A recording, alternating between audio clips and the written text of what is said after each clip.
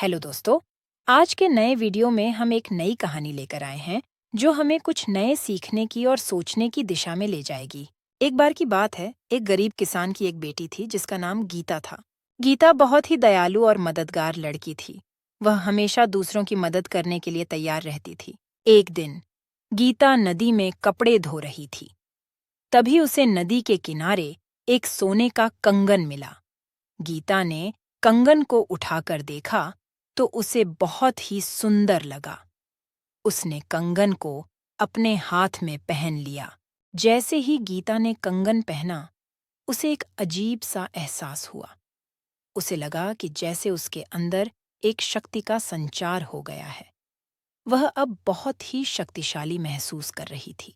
गीता ने सोचा कि वह इस शक्ति का इस्तेमाल दूसरों की मदद करने के लिए करेगी।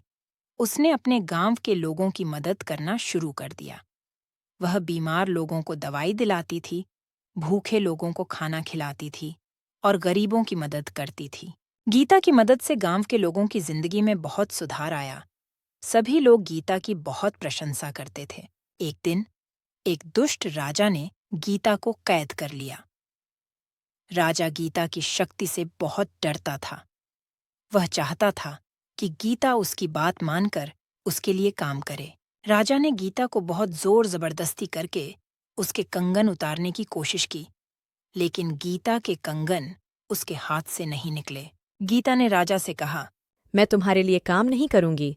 मैं अपनी शक्ति का इस्तेमाल दूसरों की मदद करने के लिए करूंगी। राजा को बहुत गुस्सा आया। उसने गीता को जेल में डाल दिया। गीता जेल में भी दूसरों की मदद करती रही। वह जेल में बंद लोगों को खाने पीने की चीजें देती थी और उनका मनोरंजन करती थी। एक दिन एक साधु गीता को देखने जेल में आया। साधु ने गीता को बताया कि उसके कंगन में एक जादू है। वह कंगन किसी भी बुरी शक्ति को दूर कर सकता है। गीता ने साधु से कहा, मैं अपने कंगन का इस्तेमाल राजा से लड़ने के लिए करूंगी। साधु ने गीता को आशीर्वाद दिया। गीता ने राजा से लड़ाई की। गीता की शक्ति ने राजा की शक्ति को परास्त कर दिया। राजा को गीता की शक्ति का एहसास हुआ। उसने गीता से माफी मांगी और उसे छोड़ दिया।